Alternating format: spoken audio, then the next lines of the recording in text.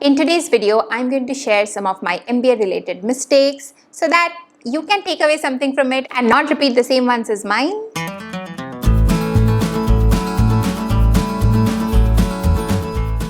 Hi everyone, welcome to Insider Gyan. My name is Soumi. I'm an IIT Delhi and ISB Hyderabad grad, and on this channel I share my experiences, my mistakes, some of my friends' journeys so that it can help some of you as well. Before I start sharing my MBA mistakes, I wanted to let you guys know that I have very recently launched a mini course on MBA. If you are an MBA aspirant and confused about how to plan your MBA journey, when you should be doing an MBA, where to do your MBA from, etc., this course is going to clarify all your questions. But more on the course later. Let's start with some of my MBA mistakes first. So I would say during my MBA journey, I talked to a lot of people to get perspective, and I'm super proud of my MBA school, about the whole journey as well. But looking back, I think a little bit more of perspective, and I would have done a few things slightly differently. So the mistake was to not have full clarity on my post-MBA goals. Now, all MBA schools nudge you a lot to get a full understanding of why you want to do an MBA, how an MBA is going to help you achieve your career aspirations. And I, unlike a lot of others, were a little confused there. I mean, during the MBA admission process, I was able to weave a very strong story, but in my heart, I was not super convinced that this is what I want to do after MBA. Now, why I call it a mistake is because if I had full clarity, then firstly, I would have been able to use that 1 year in MBA school, which is ISB, a lot more effectively. Because I did not know where I'm going to land up after MBA, I sort of did everything that was there to do in the campus. I aimed for a very good GPA, I took part in extracurricular activities, case competitions. I was just doing everything without a proper strategy on prioritizing my efforts, and that way I took a lot of pressure on me as well. What if after 7-8 months I really wanted to get into consulting? Then I would need a very good GPA. So I aimed for a GPA. Or what if after 8 months I wanted to really get into a leadership program? That's where extracurrics could get me a shortlist and an interview call. And so I did extracurrics as well. Luckily, I ended up in consulting because I had a consulting kind of a profile. And consulting is a generalist field, so it doesn't force you towards choosing a domain or an industry knowledge immediately after MBA school. So that sort of worked out in my favor.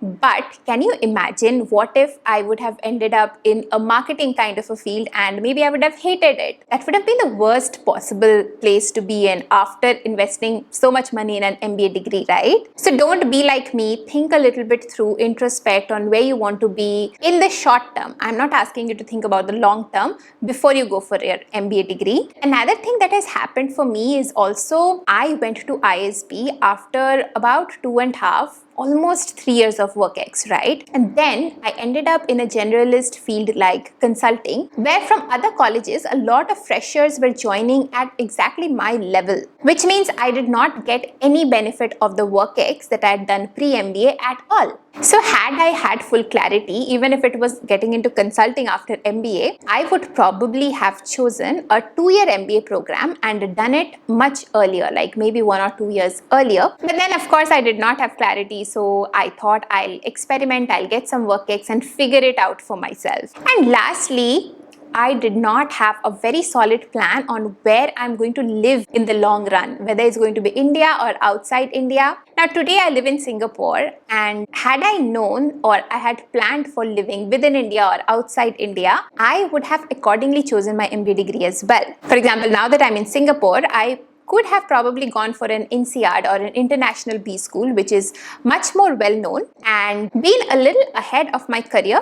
Because what happens is, India mein na, a lot of freshers do their MBA, while outside India, people with some WorkX get into a B school, which is why the hiring that happens at a slightly higher level in international schools compared to in India. Just to give you an example, for example, McKinsey will come and hire a junior associate from ISB or an IIM Ahmedabad as well. But from a Harvard Business School, they would hire someone as a senior associate. Now, don't get me wrong, I am a super proud ISB alum, okay?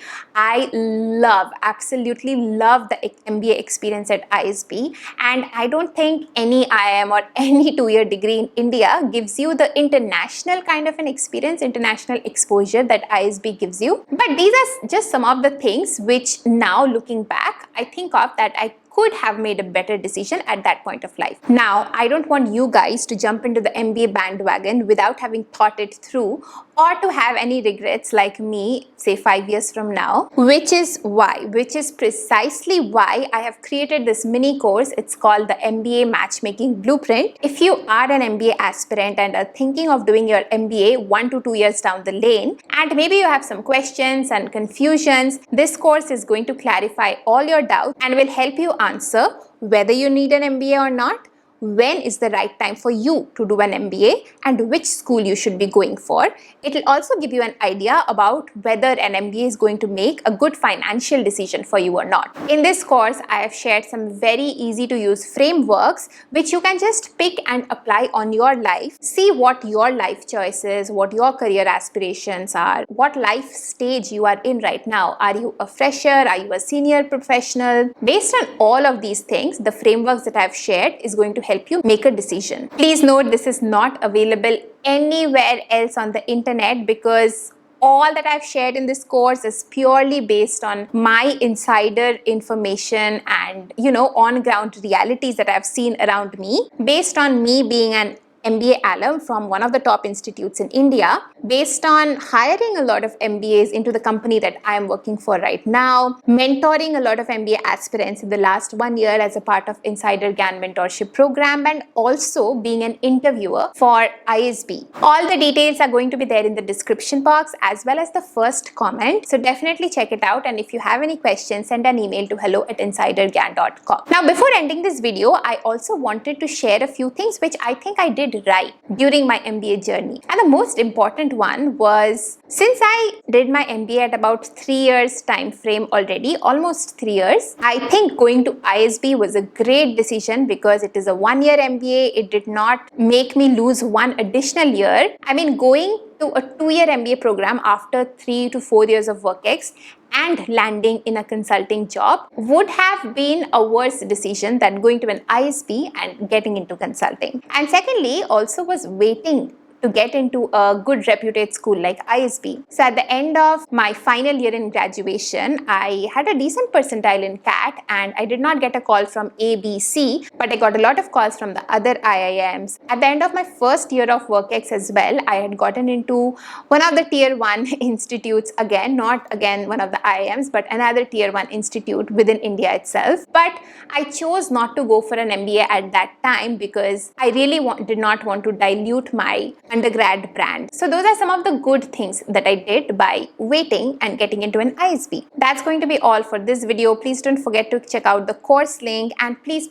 share this video and help us reach out to more MBA aspirants like you. If you like the video, give it a like and subscribe to the channel, and I'm going to see you in the next one. Till then, bye.